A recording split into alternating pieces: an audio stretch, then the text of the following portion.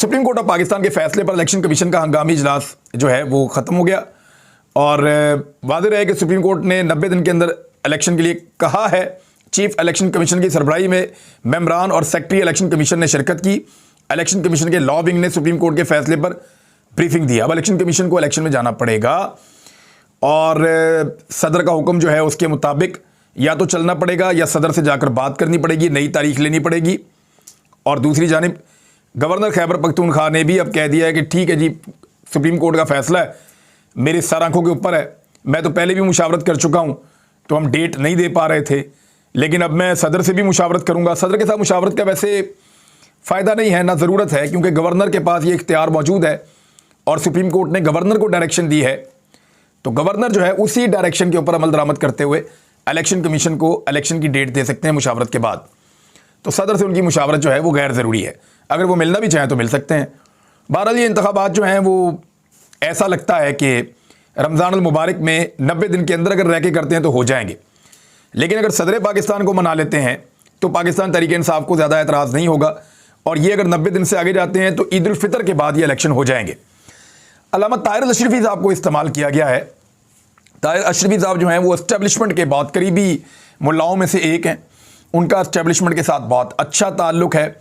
General Qamar Javed Bajwa साहब के बहुत बुरे वक्त में भी जब पूरा पाकिस्तान जनरल बाजवा साहब से शिकवे और गिले कर रहा था तो ताहिर अशरफी साहब ने अवामी उमंगों के बरखिलाफ बाजवा साहब का साथ दिया था और हमेशा वो जो है वो एस्टेब्लिशमेंट की तरफ जाकर खड़े होते हैं। ताहिर अशरफी साहब, कुछ हमारे उलमा हैं जो हमेशा एस्टेब्लिशमेंट की लाइन लेते हैं, एस्टेब्लिशमेंट के खिलाफ नहीं जाते। उनकी अपनी कोई कमज़ोरियाँ भी हो सकती हैं, मजबूरियाँ भी हो सकती हैं, लेकिन वो रहते हैं हमेशा एस्टेब्लिशमेंट वाली साइड पर।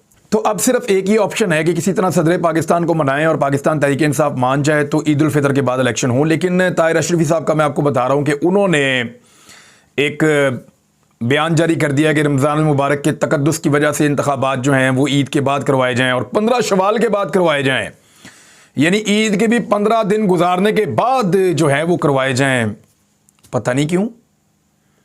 रमज़ान अल मुबारक में तो ग़ज़वात हुए हैं, रमज़ान अल मुबारक में शहादतें हुई हैं, रमज़ान अल मुबारक में मुसलमानों ने बहुत बड़ी बड़ी जंगें लड़ी हैं, रमज़ान अल मुबारक में बैतुल मक़दस फ़तह हुआ था, रमज़ान अल मुबारक में पाकिस्तान बना है, रमज़ान अल मुबारक में पाकिस्तान में पहले भी इलेक्शन कैंपेन्स चलती रही हैं।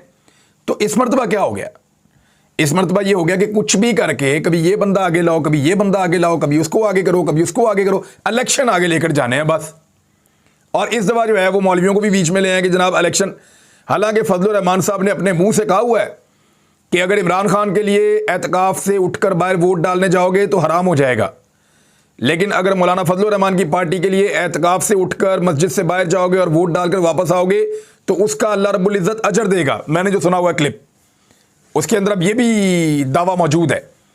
तो बात बड़ी सीधी सी है कि इलेक्शन से भागना है, जैसे भी कोशिश करें, जैसे भी हो सके इलेक्शन से सबके सब भागना चाहते हैं। इमरान खान साहब ने इस मौके पर एक बहुत बड़ा ऐलान कर दिया है और उन्होंने कहा कि अब हमें इंतखाबात की तारीख मिल गई है, जो हमारा मेन मकसद था, और इंतखाबात की तारीख मिलने के बाद सारी तवानाई इंतखाबात लड़ने के ऊपर लगाई जाएगी। फौरी तौर पे तमाम लोगों को कह रहा हूं कि अपने हलकों की तरफ रुजू करें, तमाम लोग जो हैं वो इलेक्शन की भरपूर तैयारियां करें।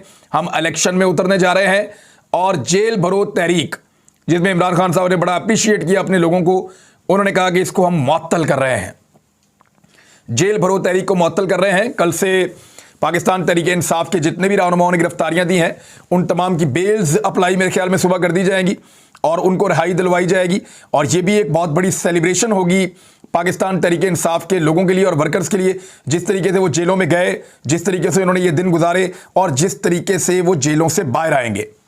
यानी ये सिलसिला शुरू है 22 तारीख से और अब तक जारी है। और अब जो है वो गिरफ्तारियों के बाद जब ये रहनुमा जेलों से बाहर आएंगे तो लाजमी बात है कि इनके भी जुलूस निकलेंगे। तो एक कंपेन बड़ी फुल स्विंग में इमरान खान साहब की शुरू होने जा रही है। जेल भरो तहरीक को मुअत्तल करने का फैसला किया गया। क़यादत के अहम तरीन लोग गिरफ्तार हैं, वो जब बाहर आएंगे तो उनके साथ इमरान खान साहब मुशावरत करके अपने मामलात को आगे बढ़ाएंगे। राणा सनाउल्लाह साहब ने एक और तरीकाकार ढूंढा है और FIR दे दी है उन लोगों के ऊपर जो कल इमरान खान साहब की गाड़ी के साथ जुडिशल कम्प्लेक्स के अंदर दाखिल हुए थे इस्लामाबाद में कचहरी में।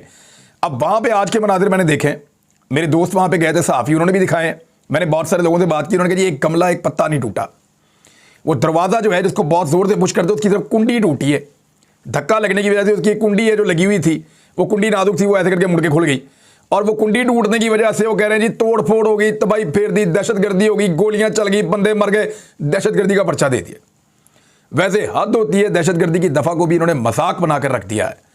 और जिस तरीके से जो लोग कल गिरफ्तार किए गए उन्हें मुंह पर चादरें डाल के, उनके सर लपेट के, जिस तरह उनको मार मार के, जिस तरह उनको जो है रुसवा करके पुलिस वैन्स के अंदर डाल के लाकर आज पेश किया गया, इंतहाई अफसोसनाक और इंतहाई काबिल मुजम्मत अमल है ये जो किया गया है राणा सनाउल्लाह साहब की जानिब से। पॉलिटिकल वर्कर सिर्फ एक पॉलिटिकल पार्टी के नहीं हैं, पॉलिटिकल वर्कर्स तमाम पॉलिटिकल पार्टीज के होते हैं और ये किसी भी पॉलिटिकल पार्टी के वर्कर के साथ ऐसी ज्यादती हो, पीएमएलएन के वर्कर के साथ हुई है, मुशर्रफ साहब के दौर पे हुई है पीएमएलएन के वर्कर के साथ, तो उनको इस बात का इदराक होना चाहिए कि ऐसी हरकतें वो ना करें। इससे पार्टी कभी भी कमज़ोर नहीं होती, मज़ीद मजबूत होती है, मज़ीद तगड़ी होती है। और जो यानी बड़े बड़े मुजरिम जब पकड़े जाते हैं उनके तो हमने सर पे कभी कपड़ा पड़ा हुआ नहीं देखा, हमने नहीं देखा कभी। जिस आदमी ने इतने बड़ी बड़ी अपनी निजी जेल बनाई हुई है वो विक्ट्री के निशान बना के जा रहा है, जिन्होंने कत्ल किए हैं विक्ट्री के निशान बना के जा रहे हैं। वो जो बेचारे अपने लीडर के साथ आए थे पीसी के ऊपर, उनको पकड़ के सर पे चादरें डाल के मार मार के उनको लेकर जा रहे हैं। तो this is not the way और ना ये जमहूरियत है। बहरहाल ये उनकी मर्जी है जो वो करें। वो कहते हैं इस मुकदमे में इमरान खान को गिरफ्तार करने की कोशिश करेंगे, तो लेट्स ट्राई अगेन। अब तक के लिए इतना ही, अपना ख्याल रखिएगा, अपने चैनल का भी। अल्लाह हाफ़िज़।